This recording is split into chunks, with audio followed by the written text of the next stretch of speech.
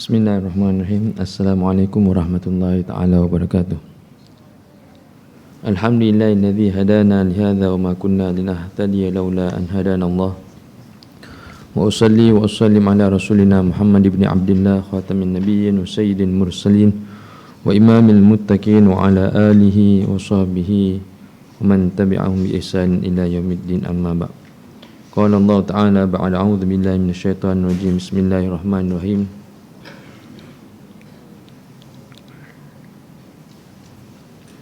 لو أنزلنا هذا القرآن على جبل لرأيته خاشعا متصدعا من خشية الله. وقال النبي صلى الله عليه وسلم من رأى منكم منكرا فيغيره بيده فإن لم يستطع فبلسانه فإن لم يستطع فبقلبه وذلك أضعف الإيمان. اللهم علمنا ما رشد أمورنا وعجنا من شرور أنفسنا من سيئات أعمالنا. اللهم إنا نسألك فهم النبيين وحفظ المرسلين والملائكة المقربين. اللهم أغننا بالعلم وزينا بالحلم وكرمنا بالتقوى وجملنا بالعافية. اللهم اهدنا واهد بنا واهد الناس جميعا وجعلنا سببا لمن اهتدى. صدق الله العظيم وصدق رسول الكريم ونحن على ذلك من الشاهدين. Alhamdulillah, yang dimuliakan Tuan Imam, Tuan Bilal, Tuan Siap, AJK Masjid dan Surau, sidang jemaah muslimin muslimat yang dikasihi oleh Allah Subhanahu wa taala. Allah Subhanahu wa taala telah menjadikan sebelum diciptakan ciptaan Allah Subhanahu wa taala, Allah Subhanahu wa taala telah letakkan beberapa kalimah di arasy Allah Subhanahu wa taala. Satu kalimah itu mempunyai, satu ayat itu mempunyai 5 kalimah, ada 4 kalimah. Kalimah tersebut awal sekali ciptaan Allah SWT, di antaranya yang terawal lah. Apakah kalimah tersebut? Inna rahmati sabaqat ghadabi. Sesungguhnya rahmatku mengatasi kemurkaan aku. Allah SWT beritahu di arasy Allah SWT, sesungguhnya rahmat Allah Subhanahu wa taala melebihi kemurkaan Allah Subhanahu wa taala. Hari ini manusia dapat berkasih sayang sebenarnya adalah daripada cebisan rahmat Allah Subhanahu wa taala yang diturunkan ke muka bumi Allah. Allah Subhanahu wa taala telah jadikan rahmat ataupun kasih sayang Allah Subhanahu wa taala 100 bahagian. Satu bahagian sahaja yang hari ini ada di muka bumi Allah Subhanahu wa taala. Yang hari ini kita lihat burung berkasih sayang kepada anaknya, binatang-binatang berkasih sayang sesama anaknya ataupun yang kecil di antara mereka. Manusia sendiri, mak ayah baik kerja penat, tetapi apabila datang anak setelah balik kerja, mengajak bermain bersama, hilang rasa kepenatan dan sambil tu melayan anak tersebut. Kerana apa, tuan-tuan mulia? Kerana sayangnya ibu bapa kepada anak. Seorang ibu sanggup tidak tidak lena di waktu malam ataupun tidak tidur di waktu malam kerana menjaga anaknya yang sakit. Itu tanda kasihnya hamba sesama hamba. Dan itu adalah sebahagian kecil saja daripada rahmat Allah Subhanahu wa taala yang telah dibahagikan kepada 100% saja di muka bumi Allah Subhanahu wa taala ini, dan 99% nanti Allah Subhanahu wa taala gunakan untuk memasukkan kita ke dalam syurga Allah Subhanahu wa taala. Kita masuk syurga bukan dengan sebab amalan kita, tetapi masuk kita ke dalam syurga, janji Allah bahwasanya masuknya kamu ke dalam syurga-Ku kerana rahmat kasih sayang Allah. Kasih sayang Allah SWT saja yang menyebabkan kita boleh masuk syurga. Adapun amalan kita terlalu sedikit, terlalu tidak mencukupi untuk menyebabkan kita masuk dalam syurga Allah SWT. Jadi meraih rahmat Allah SWT itu lebih penting, tuan-tuan Allah SWT. Moga Allah SWT merahmati kehidupan kita, merahmati kehidupan anak isteri kita, jiran tetangga kita, kawan kita, dan seluruh umat, Sehingga semuanya mendapat rahmat Allah Subhanahu Wa Taala, dapat masuk syurga Allah Subhanahu Wa Taala. Baik, qala musannif rahimallahu taala wa nafa'ana bi ulumihi fid darain. Amin. Muka surat 186. Betul. 186 yang ke 17 16. 17 dah. 16 dah. Adab membangunkan rumah ataupun boleh dikatakan termasuklah apa-apa binaan yang kita nak bina, termasuklah rumah, bangunan, tempat tinggal ataupun masjid itu sendiri, tuan-tuan mulia, ada adab-adabnya yang perlu kita tahu untuk kita laksanakan bersama dalam pembinaan yang kita bina. Yang ke-17, menulis azimat dari Nabi Muhammad sallallahu alaihi wasallam yang telah beliau ajarkan kepada sahabat Abu Dujanah. Azimat dari Nabi Muhammad sallallahu alaihi wasallam yang telah beliau ajarkan kepada sahabat Abu Dujanah radhiyallahu anhu. Diriwayatkan bahawa sahabat Abu Dujanah mengadu kepada Rasulullah bahawa kaum jin dan kaum syaitan telah mengganggunya di dalam rumahnya. Kemudian Rasulullah sallallahu alaihi wasallam memerintahkan Sayyidina Ali bin Abi Talib untuk menulis azimat berikut ini. Pelajar-pelajar lihat dia punya panjanglah azimat tersebut, tapi inilah potongan azimat tersebut daripada hadis Nabi sallallahu alaihi wasallam, diriwayatkan oleh Imam Baihaqi fi dalailin nubuwah. Bismillahirrahmanirrahim. Hadza kitabun min Muhammadin rasul rabbil alamin ila man yatrukud dar min al-ummar waz-zuwar ila tariqan yatruku bi khairin amma ba'd. Fa inna lana wa lakum fil haqq sa'atan fa in kunta ghashiqan mula'an aw fajiran muqtahaman. Ila akhir ayat. Kita baca terjemahan dia. Diriwayatkan setelah Sayyidina Ali bin Abi Talib radhiyallahu anhu menulis azimat tersebut, maka Rasulullah sallallahu alaihi wasallam memerintahkannya agar diberikan kepada Abu Dujanah. Kemudian sahabat Abu Dujanah membawa azimat tersebut ke rumahnya dan meletakkannya di dalam rumahnya. Kemudian dia mendengar jeritan kaum jin yang telah mengganggunya. Mereka merasa kesakitan dengan adanya azimat tersebut. Kemudian pada pagi harinya dia menceritakan kejadian tersebut kepada Rasulullah sallallahu alaihi wasallam. Maka Rasulullah sallallahu alaihi wasallam bersabda, berkata Rasulullah, "Ya Abu Dujanah, irfa' 'anil qaum fa walladhi ba'athani bil haqq nabiyyan innahum la yajiduna alimal adab ila yaumil qiyamah." Rawal Baihaqi. Wahai Abu Dujanah, cabutlah kertas azimat tersebut dari mereka, ini kaum jin, maka demi zat yang mengutusku dengan kebenaran sebagai nabi, sesungguhnya mereka para jin dan syaitan yang telah mengganggumu akan merasa pedihnya azab siksa sampai hari kiamat. Jika azimat tersebut ada di dalam rumah Abu Dujanah, sampai kiamatlah terseksa kaum kerabat jin dan syaitan ni, tuan-tuan mulia. Cukup untuk merasakan mereka akan siksaan tersebut, sudah. Maknanya tuan-tuan Allah SWT sedang jemaah yang dikasihi oleh Allah SWT, ada azimat, ada keberkahan daripada ayat perkataan Rasulullah SAW. Ayat ini jelas ini adalah hadis yang diriwayatkan oleh Imam Baihaqi, didahulukan dengan Bismillahirrahmanirrahim. Jadi bolehlah kita tulis, walaupun kita tak tahu makna dia. Boleh tak? Boleh, tak ada masalah. Kerana apa? Ini adalah hadis Nabi SAW. Kita ambil hadis ni sepatutnya dihafal, disebutkan, dan hadis ada cahaya dia. Hadis ada cahaya dia. Jadi hadis yang sama daripada Rasulullah SAW kita tulis. Kenapa ditulis? Kerana perlukan azimat daripada perkataan tersebut. Bahkan Rasulullah perintahkan supaya ayat tersebut ditulis. Jadi ayat tersebut kalau ditulis dia jadi azimat. Kalau kita hafal, itu yang sepatutnya hadis. Tapi kaifiat untuk menghalau jin pada ketika ni Rasulullah beritahu sendiri. Tuliskan perkataan tersebut, berikan kepada Abu Dujanah. Abu Dujanah letakkan di rumah beliau, supaya jin dan syaitan yang mengganggunya akan rasa terseksa. Jika dibiarkan perkataan azimat tersebut di dalam rumahnya, maka penyiksaan tersebut sampai hari kiamat. Jadi kita pun boleh buat tak? Boleh. Tak perlu hafal, mungkin ayat dia panjang, saya pun tak hafal tuan-tuan dia. Jadi tulis dengan tulisan kita, type ke apa tu ni, letak satu kertas, letakkan di tempat yang biasa kita diganggu oleh syaitan dan jin, di rumah kita. Mana tak perlu pada panggil ustaz, dah ada dah. Rasulullah dah ajar kita dah. Takkanlah kita tak boleh nak tulis. Ataupun tuan-tuan ada kitab tu, potonglah kitab tu. Contoh kata tak tahu nak buat apa, potong kitab tersebut, dah.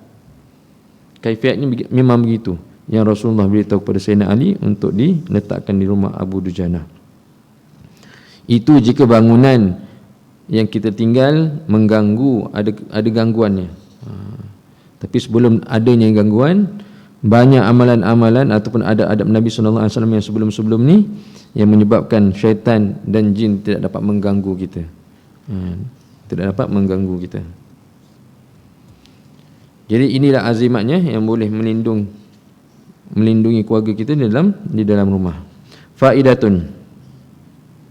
Jika seorang ingin memiliki rumah, maka dianjurkan baginya untuk membaca doa berikut ini sebanyak 10 kali pada setiap selesai solat fardu. Jika seorang ingin memiliki rumah, Allahumma rabbal bait as'aluka bihaqqi ahlil bait an tusakhir li khaira baitin hatta la aqula ya lait an-numuj zahirah lil alami lil allamah al-habib Zain bin Sumaid. Ya Allah, wahai yang pemilik Kaabah, aku meminta kepadamu dengan perantaraan keluarga Nabi Muhammad sallallahu alaihi wasallam agar engkau memberiku sebaik-baik rumah sehingga aku tidak berkata seandainya aku memiliki rumah. Ini orang yang tak ada rumah lagi lah. Dia boleh bertawasul dengan perkataan ini supaya Allah SWT mengurniakan rumah kepadanya. Faedah yang kedua, ini cerita tentang, orang kata cerita tentang aset lah ni. Musannif datangkan perkara ni. Faedah yang kedua, menjual tanah ataupun rumah. Sebahagian daripada salafus soleh berkata, jadikanlah sebuah rumah sebagai harta yang pertama kali kalian beli jika kalian mampu memiliki dana, dan yang terakhir sekali yang kalian jual jika kalian sedang membutuhkan ataupun memerlukan dana. Kerana menjual rumah tanpa terdapatnya kepentingan ataupun kebutuhan yang darurat atau hanya sebatas untuk membeli sesuatu barang, maka dapat menyebabkan hilangnya keberkahan. Maknanya harta kita tuan-tuan dia, aset ni tuan-tuan dia, ataupun harta kita yang paling besar ialah tempat tinggal. Jika kita saja-saja nak menjualnya, tuan-tuan Allah SWT, musannif sendiri beritahu bahawasanya maka akan kehilangan keberkahan. Kita jaga yang ni, mungkin yang lain kita boleh pertaruhkan, tapi untuk rumah akhir sekali. Usaha yang pertama untuk dapatkan tempat tinggal, dan apabila memerlukan wang, maka yang inilah yang last sekali, yang terakhir sekali untuk dijual. Masya-Allah. Yang pertama, manfaat rumah sangat besar dibanding dengan manfaat barang yang lain. Hatta kenderaan sikit pun sekalipun, manfaatnya tak sepenting rumah. Jadi rumah itu lebih dipenting, lebih berat, lebih penting, manfaatnya lebih besar, maka usahakan untuk mendapatkannya. Yang kedua, tingkatan kerosakannya sangat minima, berbeza dengan barang yang dapat dipindah, iaitu mudah rosak. Benda yang boleh dipindah, milik kenderaan lah, biasanya kenderaan lah, mudah rosak. Nak dibandingkan tempat tinggal, kurang kerosakannya. Jadi yang itulah yang perlu dijaga. Rumah atau ladang tanah tidak dapat dicuri oleh pencuri, berbeza dengan barang yang dapat dipindah, maka pencuri mudah untuk mencurinya. Betul tak? Pencuri masuk rumah kita pun dia ambil barang dalam rumah, rumah tak curi. Jadi benda tersebut, benda apa yang dicuri? Benda yang mudah dipindah. Kereta boleh curi, kenderaan boleh dicuri, tapi rumah adalah harta yang susah, tidak mungkin untuk dicuri. Jadi peliharalah perkara tersebut. Man ba'a minkum daran aw aqaran fa innahu qaminun alla yubarak lahu fihi illa an yaj'alahu fi mithlihi, rawahu Ibnu Majah. Barang siapa di antara kalian yang menjual rumah atau bangunan, maka sesungguhnya dia berhak untuk tidak mendapatkan keberkahan dalam akad jual beli tersebut, kecuali jika digunakan untuk membeli hal yang sama. jual rumah ni memang untuk apa? Untuk membeli rumah yang lain, ya tak apa. Tapi kalau menjual rumah untuk perkara yang tak sepatutnya, maka hilang keberkahan dalam kehidupan kita. Jadi keberkatan tu ada di rumah ataupun harta kita yang namanya rumah ini. Apabila ianya dijual, maka keberkahan tu akan hilang daripada diri kita. Kita rasa kita boleh beli rumah untuk beli rumah yang lain, tu tak apa. Tapi kalau beli rumah untuk benda yang lebih kecil, beli game ke, contoh kata kan, maka sebenarnya keberkahan dalam kehidupan kita dah tak ada. Keberkahan tu tidak ada dalam kehidupan kita.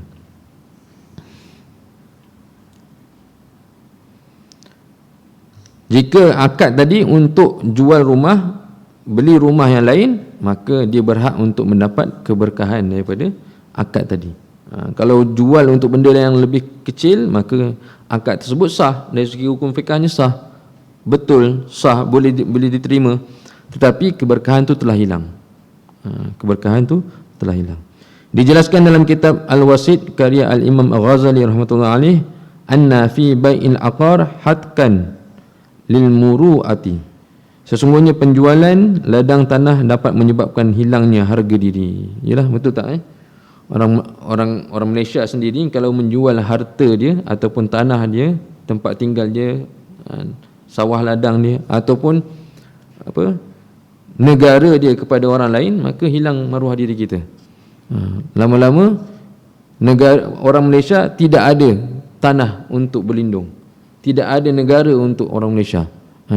Tanah satu Malaysia ni semua telah dimiliki oleh orang luar negara, contoh kata. Kerana apa? Bermudah-mudah dalam menjual harta yang ini tanah. Jadi orang Islam perlu ada tanah dan orang kata menjaga harta yang namanya tanah ataupun tempat tinggal ni.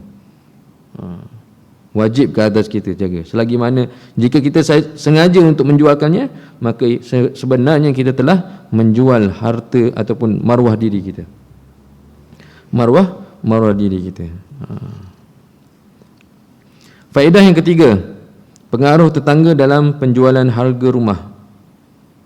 Pengaruh tetangga dalam penjualan harga rumah. Sebahagian dari salafus salih berkata, pada sebahagian besar keadaan harga sebuah rumah akan menjadi mahal kerana sebab tetangganya yang baik. Ini sebab-sebab kita suka untuk duduk di satu tempat kerana mempunyai jiran yang baik-baik. Lagi-lagilah kalau orang tu rumahnya memang berdekatan dengan masjid. Kadang-kadang kita suka, ada orang dia beli rumah, dia tak fikir tentang perkara tersebut. Dia beli rumah mana masjid. Oh, kebetulan masjid berdekatan dengan rumah kita. Betapa seronoknya kita. Ulang-alik ke masjid menyebabkan kita membawa rahmat daripada rumah Allah SWT masuk ke dalam rumah kita. Hari-hari 5 waktu dapat mendengar azan dilaungkan dengan jelas. Jadi ini satu benda kebaikan rumah. Kebaikan rumah. Apa lagi tuan-tuan? Dan harga rumah akan menjadi murah kerana sebab tetangga yang buruk, bukan sebatas kerana sebab lokasinya. Bukan kerana lokasi rumah itu, tetapi rumah tersebut menjadi berharga kerana ada jiran tetangga yang baik-baik, yang sering membantu waktu dalam kesusahan, yang sering membantu dalam kepayahan.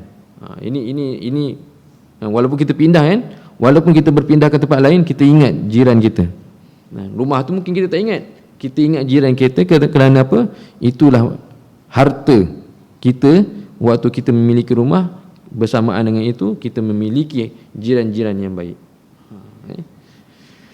Seorang ulama pernah ditegur oleh orang-orang kerana dirinya telah menjual rumahnya dengan harga yang murah. Kemudian ulama tersebut menjawab dengan untaian syairnya, mereka mencelaku dikarenakan aku telah menjual rumahku dengan harga yang murah, sedangkan mereka tidak mengetahui bahawa di samping rumahku terdapat tetangga yang selalu mengganggu. Maka aku katakan kepada mereka, berhentilah kalian dari mencelaku, kerana sesungguhnya penjualan harga rumah akan menjadi tinggi, mahal dan murah kerana sebab tetangganya.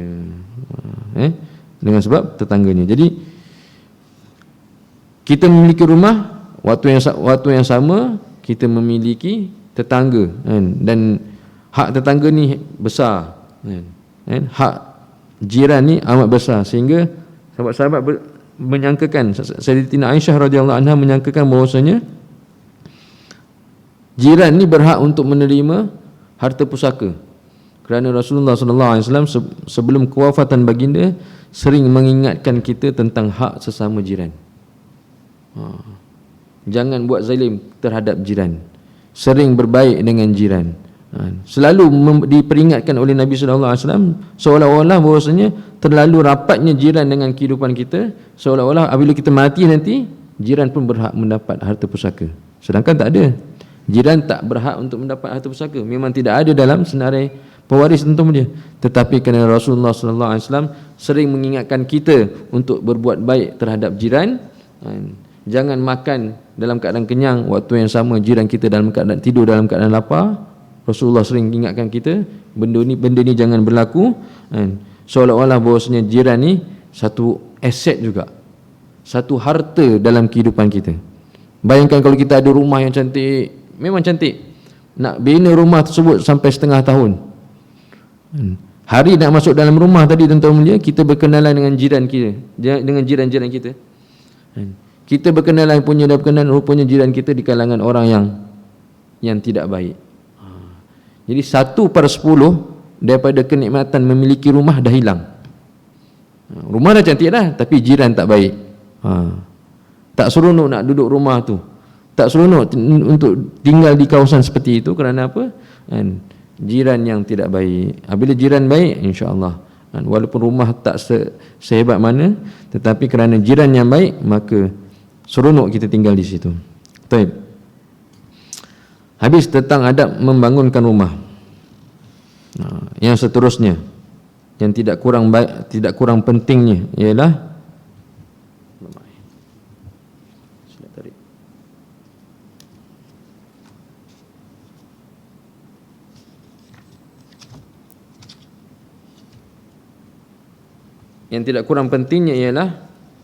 adab menerima tetamu, adab yang ke-16. Bismillahirrahmanirrahim. Di antara adab tatkala menerima tetamu, yang pertama, mempersilakan masuk. Maksudnya kita sebagai tuan rumah mempersilakan tetamu masuk. Baru ni saya pun berlaku situasi begini. Kita dapat jemputan pergi kenduri kahwin, tapi tuan rumah tak berapa nak ahlan wa sahlan, susah nak bagi salam, susah nak ni, bukan nak kata apa, ada juga orang macam ni. Mungkin kadang-kadang dia bagi jemputan tu, dia tak tahu siapa nama dia letak. Jadi kait berkait kita pun datang. Kita datang kerana hak, menunaikan hak jemputan tadi sama Islam, kita pun datang. Tetapi sebagai tuan rumah kena tahu adab. Setiap tuan rumah, setiap tetamu yang datang membawa rahmat. Jadi jangan duk kata, orang ni tak payah jumpa pun tak apa kot, tak payah bagi salam pun tak apa. Tak. Tuan rumah kena pergi jumpa tetamu. Kalau boleh daripada jauh lagi kita dah bersedia untuk bagi salam. Dia sebagai tetamu, kita sebagai tuan rumah, kita yang mula bagi salam. Yang afdalnya tuan rumah yang bagi salam kepada tetamu yang hadir. Kadang-kadang kita dah duduk tu, dah makan, dah duduk, dia lalu pun dia tak ada terfikir untuk memberi salam. Nanti waktu kita nak balik, waktu itulah, waktu salam kaut tu baru kita jumpa. Itu pun kita yang pergi dekat dia. Ini satu adab yang tak baik. Tidak semestinya tetamu tu kena tahu adab sebagai tetamu. Tuan rumah yang menerima tetamu juga perlu tahu adab-adabnya. Kena tahu. Baik, yang pertama mempersilakan masuk. Kena persilakan. Walaupun dia tahu bahawasanya semua orang masuk pintu ni, kita jumpa tetamu, persilakan masuk. Walaupun arah masuk ataupun pintu masuk tu satu, tapi sebagai adab tuan rumah kena mempersilakan masuk. Yang kedua, menentukan tempat duduk untuk sang tetamu. Sampai begitu sekali. Kita jumpa dia bagi salam, bawa dia di manakah tempat yang sesuai untuk dia duduk. Kadang-kadang tetamu pun ramai, penuh. Tuan rumah pun ada duduk situ juga teman-teman. Kan? Kita datang memang waktunya lah, insya-Allah. Kan? Datang tengok semua tempat penuh. Tidak ada tempat yang kosong. Kan? Semua tengok kita pun tengok mana cari. Tuan rumah pun tengok kita. Dah macam kita ni orang yang bersalah. Sepatutnya tuan rumah kan, sediakan tempat. Tak apa, walaupun tak ada tempat duduk, bagi ada. Tak apa, masuk dalam rumah. Contoh kata kan, kita relatekan keadaan ni dengan kalau kita datang kenduri kahwin lah biasanya. Tak ada tempat duduk, tak apa, tetamu memang ramai lagi, masuk dalam rumah. Bagi yang lebih special lagi. Kerana tetamu, itu adab tuan rumah. Jangan tengok aja, oh dah tak ada tempat oh tak apalah. Itu tak sepatutnya. Menyebabkan kita terpinga-pinga. Kena sediakan. Sebab tu pelajar-pelajar yang kat sini ni, kalau kita ada majlis-majlis, kita sebagai tuan rumah, pastikan semua tetamu kita disambut daripada awal lagi sampai dia duduk di tempat dia, dapat makanan yang sempurna, baru kita lepaskan. Itu yang sebaiknya. Sabda Rasulullah sallallahu alaihi wasallam, la ya'ummanna ar-rajula fi sultanihi wa la yaq'ud fi baitihi ala taqrimatihi illa biiznihi. Tidak dibenarkan bagi seorang untuk menjadi imam atas pemilik rumahnya dan duduk di rumahnya atas penghormatannya kecuali dengan izin tuan rumahnya. Kalau kita masuk tuan-tuan mulia, tidak ada keizinan daripada tuan rumah untuk duduk, maka kita boleh duduk. Mungkin kita dijemput untuk makannya, makanlah. Tapi tuan rumah sepatutnya memimpin tetamu kita untuk diberitahu di manakah tempat duduknya. Hadis ni lain sikit daripada cerita ni sebenarnya. Hadis ni menceritakan bahawasanya, contoh katalah di masjid kita ni ada imam yang bertugas. Imam kita bertugas 5 waktu. Kemudian ada orang yang lebih besar daripada imam yang bertugas. Contohnya nazir masjid. Sini ada solat Jumaat, tak ada tempat lain kan. Nazir biasanya di masjid. Jadi nazir tak semudahnya untuk menjadi imam kecuali diberi keizinan. Walaupun dia lebih besar. Itu adabnya lah. Tapi kalau kita tahu bahawasanya nazir biasanya memang kalau datang sini memang kita suruh dia jadi imam, itu tak apalah. Tapi contoh kata memang jarang-jarang datang, dia tak semudahnya untuk duduk di depan kerana kita ada imam yang bertugas. Imam yang bertugas tu ataupun imam rawatib tu lebih afdal. Lebih afdal. Yang ketiga, tidak memaksa diri di atas kemampuan dalam menghidangkan makanan atau minuman kepada tetamu. Berdasarkan sabda Rasulullah sallallahu alaihi wasallam, la takallafu lid-dhaif fatabghaduhu fa innahu man abghadha ad-dhaif faqad abghadha Allah wa man abghadha Allah abghadahu Allah. Janganlah kalian memaksa diri untuk memberikan hidangan pada tetamu, kerana sesungguhnya hal tersebut akan menyebabkan kalian membenci akan kedatangan tetamu. Maka sesungguhnya barang siapa yang membenci tetamu, maka dia telah membenci Allah, dan barang siapa yang membenci Allah, maka Allah pun membenci terhadapnya. Kita jangan paksa diri kita untuk menjamu tetamu. Sepatutnya kita dah contoh kata dah memanggil tetamu, kena reda untuk memberi makanan, kena rasa suka untuk menjamu makanan. Jangan rasa terpaksa. Contoh kata kita mampu untuk bagi, contohlah buah temikai je, bagi je lah buah temikai.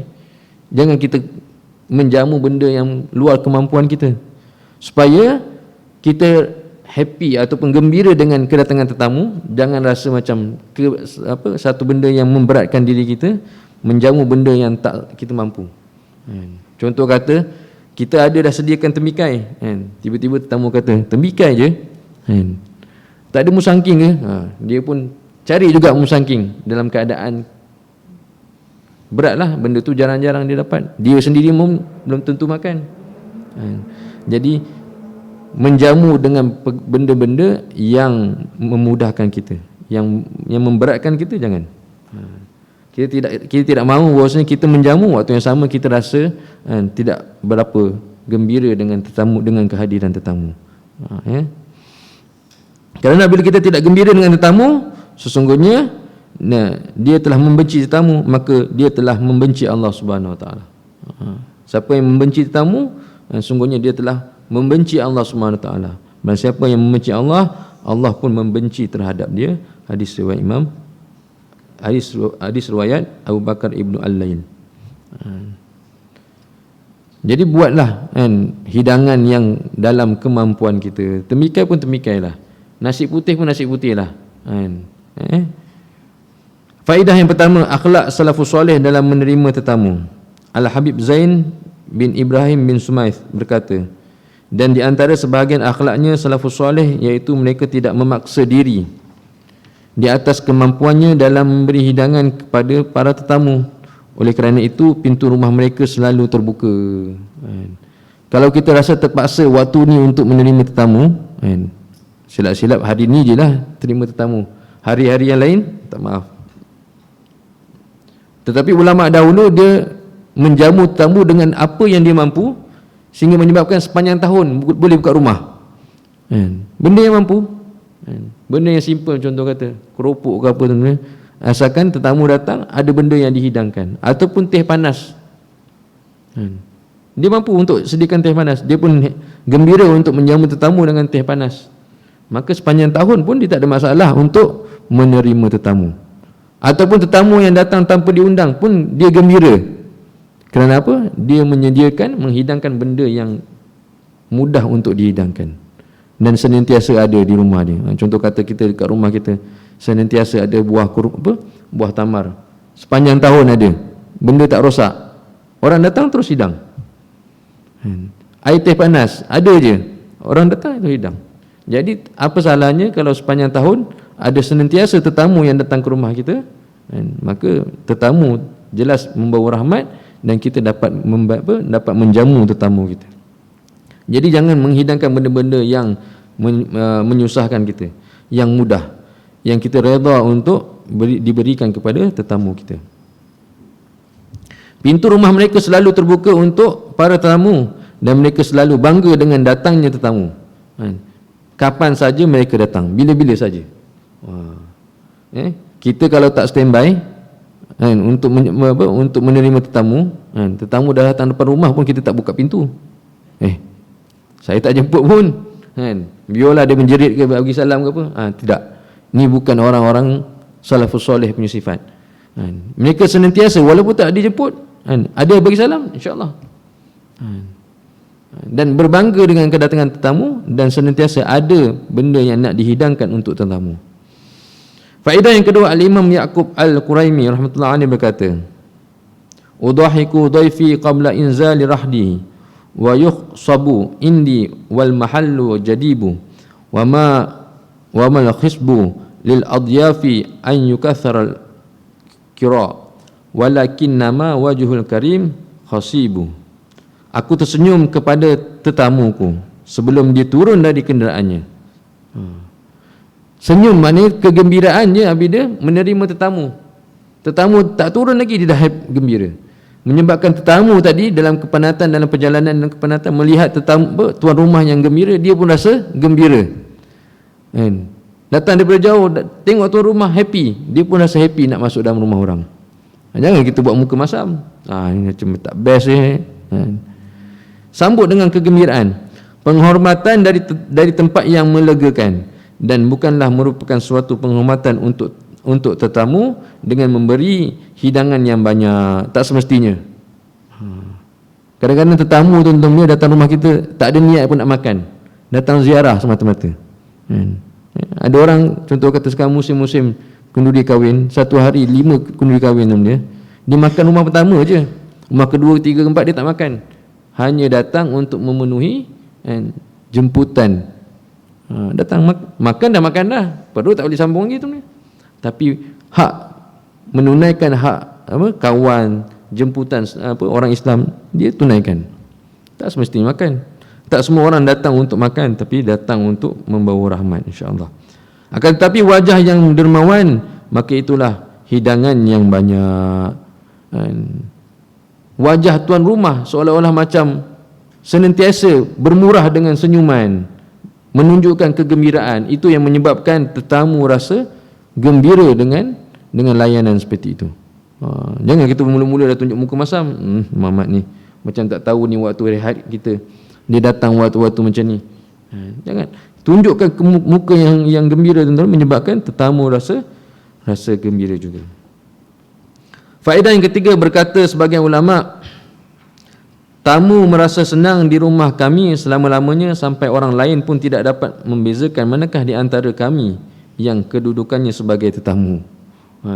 Gembiranya tetamu tadi apabila dia datang ke rumah orang, kerana tuan rumah melayan dia macam special lah, tuan-tuan, sehingga orang lain pun tak dapat nak terima, tak dapat nak membezakan manakah tuan rumah, manakah tetamu. Dua-dua gembira. Dua-dua dalam keadaan gembira. Tetamu gembira kerana layanan daripada tuan rumah, tuan rumah gembira kerana kehadiran tetamu. Dua-dua pakat gembira, tuan-tuan, cerita macam-macam, tuan-tuan, sehingga orang lain yang datang tak dapat nak bezakan mana tuan rumah, mana tetamu. Macam itulah sepatutnya kita bila kehadiran tetamu datang rumah kita, rasa seronok. Rasa seronok ini yang diberitahu oleh ulama. Gembira, sama-sama gembira, tetamu dan tuan rumah tadi, tentunya walaupun kita tak hidangkan hidangan yang hebat-hebat, ada tak hidangkan hidangan yang air kosong suam je, air kosong sejuk je, teman-teman, tapi kerana kegembiraan ataupun tuan rumah tu gembira menyambut tetamu, maka tetamu pun gembira dengan tuan rumah yang gembira. Faedah yang keempat, Al-Imam Syekh Abu Bakar Qafal Asy-Syaisi rahmatullahi alaihi berkata, kami perluas rumah kami untuk tetamu yang datang.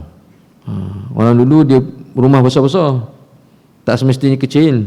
Rumah ulama-ulama terdahulu pun besar-besar juga. Salafus salih di antara kita ni pun besar-besar juga. Tetapi niat mereka untuk menerima tetamu.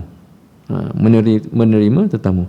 Kami perluaskan rumah kami untuk tetamu yang datang, dan seluruh makanan yang kami miliki, maka kami persilakanlah bagi setiap yang ingin memakannya. Kami hidangkan apa yang kami miliki, meskipun tidak ada yang kami miliki selain roti dan cuka. Itu je, tak ada apa istimewa pun, Yang dimiliki apa? Roti dan cuka. Itulah yang diberikan kepada tetamu. Itu je yang ada. Mungkin kalau ada yang lebih daripada itu juga yang diberikan kepada tetamu yang hadir. Jika dia tamu yang baik, maka dia akan redha dengan hidangan tersebut, dan jika dia tetamu yang buruk, maka kami tidak menghiraukan keredaannya. Tak heran kalau dia tak redha dengan apa yang kita hidangkan, sedangkan apa yang kita ada itu je, roti dan cuka je. Tapi jika tetamu yang baik, dia redha apa je yang dihidangkan. Dia redha apa sahaja yang dihidangkan. Sebab tu kadang-kadang kita hadir ke rumah orang, tak semestinya rumah orang kaya ataupun rumah orang miskin, sebab kalau kita tidak lihat siapa tuan rumah, apa saja yang dihidangkan, kita redha aja. Hakikatnya bahawasanya niat kita yang awal ialah untuk menziarahi tuan rumah semata-mata kerana Allah Subhanahu Wa Taala. Tak dapat makan pun tak apa, itu tetamu yang baik. Tak dapat makan pun tak apa, asal dapat menziarahi tuan rumah, maka tuan dapat layanan yang baik daripada tuan rumah, dah memadai. Jadi kita nak jadilah sebagai tuan rumah yang terbaik, yang rumahnya senantiasa terbuka untuk tetamu-tetamu kita. Tetamu kita. Siapakah di antara mereka, tuan? Yang pertama sekali, tidak lain tidak bukan, ialah Nabi sallallahu alaihi wasallam. Nabi ini tidak ada harta, tetapi tetamunya ramai. Apa saja yang dihadiahkan kepada Nabi sallallahu alaihi wasallam, Nabi akan menjadikan ianya sebagai habuan ataupun perkara yang nak dihidangkan kepada tetamu Rasulullah. Yang datang kepada Rasulullah, sama ada orang Islam atau bukan Islam, orang yang dekat ataupun orang yang jauh, senantiasa ada sahabat-sahabat, ada orang-orang yang datang menziarahi baginda Rasulullah sallallahu alaihi wasallam. Tidak ada seorang pun yang Rasulullah halau. Bahkan Rasulullah dah train kepada sahabat-sahabat, mungkin kalau yang datang tu ramai sangat, satu tetamu saja boleh bersama aku, yang lain boleh bersama dengan sahabat-sahabat yang lain, sahabat-sahabat akan hidangkan. Kalau kita pergi ke kota Madinah, di bersebelahan dengan masjid Nabi sallallahu alaihi wasallam ada masjid-masjid yang kecil. Itu bukan masjid, asalnya bukan masjid. Di zaman Nabi sallallahu alaihi wasallam satu masjid je ada, iaitu masjid Nabi sallallahu alaihi wasallam. Kubah-kubah yang kecil-kecil yang ada luar daripada pagar masjid Nabi sallallahu alaihi wasallam sekarang ni, itu adalah mahallah, kan? Mahallah ataupun tempat, kan, sahabat-sahabat menerima tetamu daripada Nabi sallallahu alaihi wasallam. Dalam satu waktu ramai tetamu yang datang bertemu dengan Rasulullah. Jadi Rasulullah mampu untuk terima satu tetamu, yang lain diberikan kepada sahabat-sahabat. Maka adalah Masjid Ghamamah. Sebelah Masjid Ghamamah tu ada Masjid Abu Bakar. Di zaman Abdullah bin Umar, dia dijadikan sebagai masjid. Asalnya ada tempat yang sahabat-sahabat menerima tetamu daripada Nabi sallallahu alaihi wasallam. Dia orang bagi makan, dia orang bagi pengajaran tentang Islam dan dakwah di antara mereka. Jadi ada masjid-masjid kecil ni. Ini tempat sahabat-sahabat menerima tetamu daripada Rasulullah sallallahu alaihi wasallam. Tak ada seorang pun yang Rasulullah tolak mereka daripada menjadi tetamu. Semuanya Rasulullah ambil.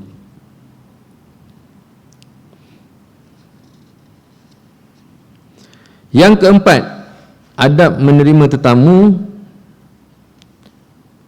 mempersilakan kepada tetamu untuk memakan hidangan yang telah disediakan ataupun disajikan.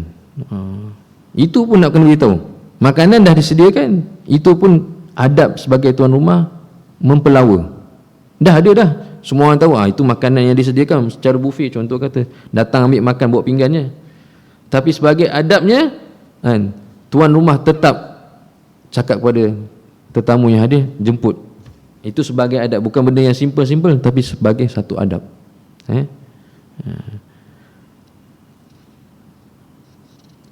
Berdasarkan firman Allah Subhanahu wa taala, hal ataka hadithu dhaifi Ibrahim al-mukramin idh dakhalu alaihi faqalu salama qala salamun qaumun munkarun faragha ila ahlihi faja'a bi'ajlin samin faqarrabahu ilaihim qala ala ta'kulun. Apakah telah sampai kepadamu wahai Muhammad cerita tentang tetamu Ibrahim, iaitu para malaikat. Nabi Ibrahim didatangi oleh para malaikat yang dimuliakan.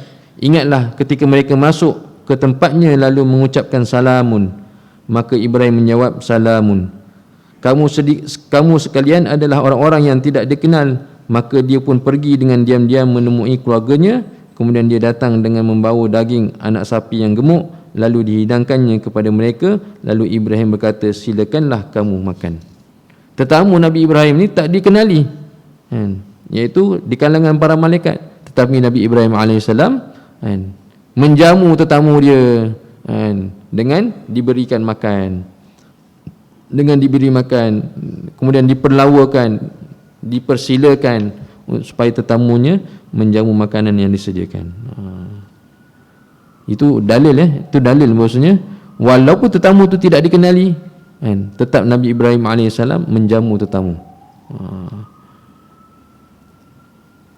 Yang kelima, yang terakhir, meminta maaf kepada tetamu dengan mengatakan bahawa hidangan yang telah disajikan hanyalah sedikit, meskipun hidangan tersebut sudah sangat banyak dan mewah.